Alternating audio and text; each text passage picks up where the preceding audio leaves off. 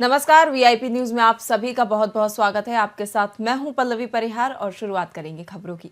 मुख्यमंत्री भजनलाल शर्मा ने rising Rajasthan global investment summit को सफल बनाने के लिए 10 दिनों तक प्रत्येक दिन एक नए संकल्प लेने की पहल की है। इसी कड़ी में मुख्यमंत्री ने 5वां संकल्प लेते हुए rising Rajasthan global investment summit में प्लास्टिक का उपयोग कम से कम करने का निश्चय किया है। मुख्यमंत्री ने कहा कि राज्य सरकार प्रदेश में पर्यावरण संरक्षण के प्रति संकल्पित होकर कार्य कर रही है। धरती को स्वच्छ भविष्य देने की मुहिम में अपनी प्रतिबद्धता निभाते हुए हमारी सरकार पर्यावरण के प्रतिकूल गतिविधियों को नियंत्रित करने के लिए प्रभावी कदम उठा रही है।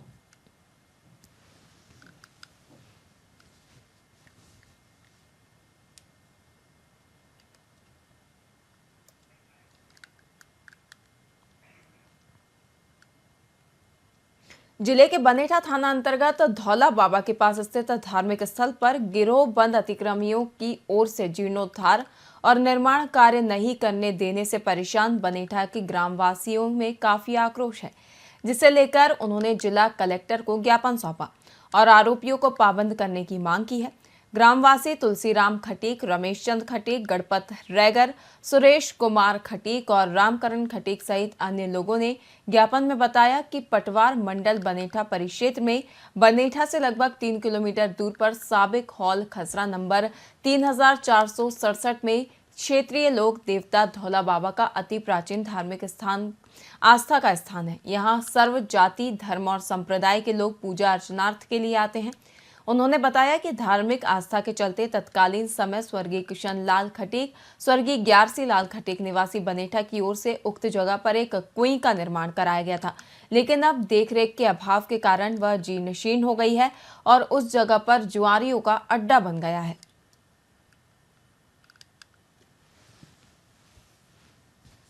मैं हमारे वहाँ गांव से पूर्वी साइड में धौला बाबा का स्थान है, उसके यहाँ हमारे पूर्वज श्री कृष्ण जी खटीक सन ऑफ ग्यारसी लाल जी खटीक ने धार्मिक स्थल बनाया था, जिसमें शिव भगवान की जो है ना प्राण प्रतिष्ठा है, उसका प्रांगण हमने छोड़ रखा था, जिस पे गांव के चंद लोग नए छोरे छाप रहे उस पर अतिक्रमण कर उस पर दुकान बनाना चाहते हैं और गौशाला का नाम जो है ना झूठ मूठ लेकर के उस जो कि बेहद कीमती ज़मीन पे कब्जा करना चाहते हैं। देवस्थान है साहब, हमारे ससुर साहब ने 80 साल पहले देवस्थान बनवाया था वहाँ पे, और जब से मैं सेवा पूजा चल रही है, सेवा पूजा चल रही है जब से, उसके बाद में अभी ये 10-20 गुंडे बदमाश है ना, तो वहाँ पे कारवाई खींचने दंड ये जाते हैं, हम बगा दिया मारा कुटी करते हैं और शराब वराब पिला जाते हैं। और खानदार के पास गए, बोल दिया ठीक है साहब मैं करवा गए, कोई सुनता नहीं। तहसीलदार ने कहा कि ठीक है एप्लीकेशन दे दी, और वहाँ गए कुछ भी सुनवाई नहीं हुई थी वहाँ पे साहब। मैं हमारे वहाँ गांव से पूर्वी साइड में टोंक में पुलिस मुख्यालय की ओर से 28 नवंबर से 12 दिसंबर तक 15 दिवस का अवैध मादक पदार्थ, अवैध शराब और अवैध बजरी के विरुद्ध विशेष अभियान चलाया जा रहा है, जिसके तहत पुलिस अधीक्षक विकास सांगवान के आदेश अनुसार अतिरिक्त पुलिस अधीक्षक ब्रजेंद्र सिंह भाटी के निर्देशन में एक टीम का गठन किया गया, जिनकी ओर से खरेड़ा रोड तन बिबोलाव और गड़ेती गड़ोत के बीच कार्रवाई करते हुए जहां 2 डंपर बिना नंबर में अवैध बजरी के परिवहन करते पाए गए, जिसके बाद उन्हें जब्त कर चालकों के विरुद्ध प्रकरण दर्ज कर MMDR एक्ट में पंजीबद्ध कर आगे की कार्रवाई शुरू कर दी है।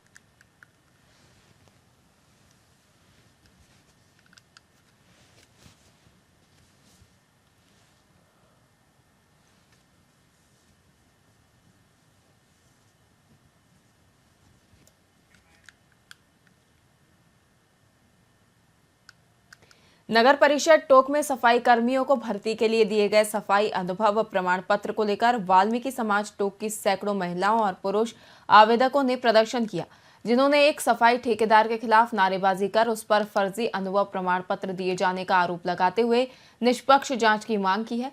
इस मामले में नगर परिषद आयुक्त ममता नागर का कहना है कि वाल्मीकि समाज टोंक ने इस आशय का ज्ञापन जिला कलेक्टर टोंक के नाम दिया है, जिसकी जांच कराई जाएगी और साथ ही आगामी सफाई कर्मियों की भर्ती मामले में निदेशालय को अवगत कराया जाएगा। नाथूलाल चमरिया, अध्यक्ष अखिल राजस्थान सफाई मजदूर कांग्रेस नगर शाखा टोंक। आज जो श्री मनोज कुमार पारोचिया द्वारा गलत सर्टिफिकेट अनुभव प्रमाण पत्र जारी किए हैं अपने रिश्तेदारों को, अपने मिलने वालों को, अपने चहेतों को, उनके खिलाफ हमने लिख के दिया है और लिख के देने के बाद कमिश्नर साहब को लिख के दिया है, कलेक्टर साहब को लिख के दिया है, भ्रष्टाचार विभाग में लिख के दिया है। इस व्यक्ति द्वारा हमारे समस्त वाल्मीकि समाज के साथ एक कटोराघात किया है।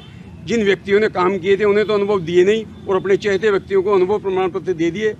उसके पूर्व के जो अनुभव प्रमाण पत्र दिए हुए हमारे पास में, हमारे बच्चों के पास में, वो भी हमने आज कमिश्नर साहब को पेश कर दिए। इससे कमिश्नर साहब ने मान लिया कि हाँ इसने गलत तरीके से मेरे से जारी करवाएं। नाथूलाल चौमरिया, अध्यक्ष।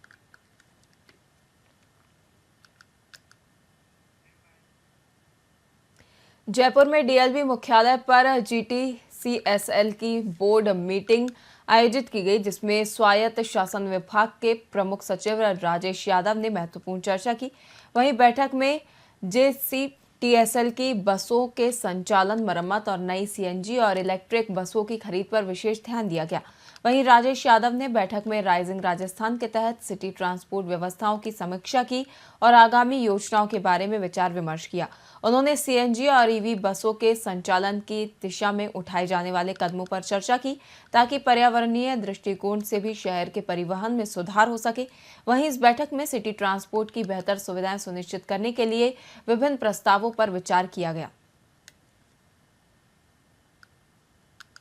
मीटिंग एजीएम से पहले बोर्ड मीटिंग मैंडेटरी है, उसी रेफरेंस में आज बोर्ड मीटिंग थी। पिछली बोर्ड मीटिंग में जो निर्णय लिए थे उनकी कंप्लाइंस और अप्रूवल नेक्स्ट बोर्ड मीटिंग में होता है। लास्ट टाइम 300 सीएनजी बस लेने की बात थी, उसका प्रपोजल जो है वो फाइनेंस डिपार्टमेंट को भेजा हुआ है और जितने भी जेसीटीसीएल के बस डिपो थे उनकी रिपेयर मेंटेनेंस के लिए जेसीटीसीएल को यूआईडीएफ से 5.5 करोड़ का लोन दिया गया, जिसका बस स्टॉप का मेंटेनेंस और रिपेयर का काम चालू है। तो ये इस तरह के फैसले भी हुए और क्योंकि एजीएम होनी है तो उसके पहले बोर्ड मीटिंग और जो अकाउंट्स हैं वो अप्रूव, इसीलिए नई बसों की ज़रूरत है क्योंकि ये बसें पुरानी हो चुकी हैं। तो 300 न्यू सीएनजी बसेज आएंगी और अगले साल जो उम्मीद है जुलाई तक 150 ई बस भी जयपुर को मिली। मीटिंग एजीएम से पहले बोर्ड मीटिंग मैंडेटरी है, उसी रेफरेंस में आज बोर्ड मीटिंग थी। रानीवाड़ा इलाके के गुंदाऊ गांव में फुलमुक्तेश्वर महादेव मंदिर के भव्य प्राण प्रतिष्ठा समारोह को लेकर पुलिस उप अधीक्षक भवानी सिंह इंदा और पुलिस थानाधिकारी नीताराम ने मंदिर पहुंचकर प्रतिष्ठा महोत्सव की तैयारियों का जायजा लिया और ग्रामीणों को व्यवस्था के संबंधित आवश्यक दिशा निर्देश भी दिए।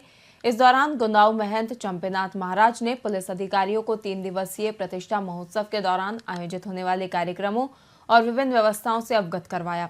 आपको बता दें कि 4 दिसंबर को जल यात्रा के साथ 3 दिवसीय कार्यक्रम का आगाज होगा, जिसे लेकर मंदिर स्थल समेत पूरे गांव को दुल्हन की तरह सजाया गया है। वहीं महोत्सव को सफल आयोजन और विभिन्न व्यवस्थाओं को अंजाम देने के लिए ग्रामवासियों की विभिन्न कमेटियों का गठन कर अलग अलग जिम्मेदारी सौंपी गई है।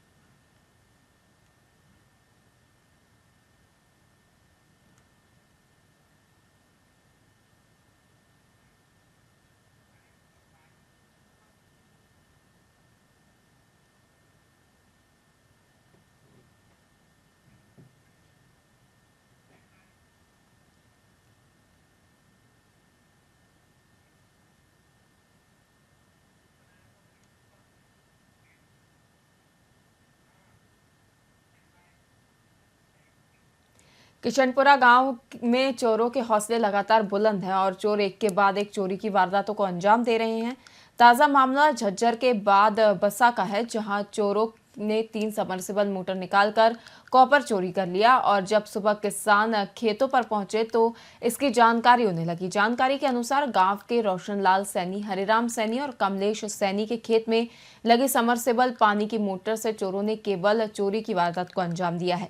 घटना को लेकर किसानों ने पुलिस को सूचना दी, जिसके बाद पुलिस ने मौके पर पहुंचकर मामले की जानकारी हासिल की। आपको बता दें कि क्षेत्र में बीते 15 दिनों के अंदर यह चोरी की 5वीं वारदात है। इससे पहले करबसवा रोड पर 3 दुकानों और आगरा रेलवे फाटक पर एक ज्वेलरी की दुकान पर चोरी की वारदात को अंजाम दिया गया था, जिनका अभी तक कोई खुलासा नहीं हुआ है, जिससे ग्रामीणों में भय व्याप्त है।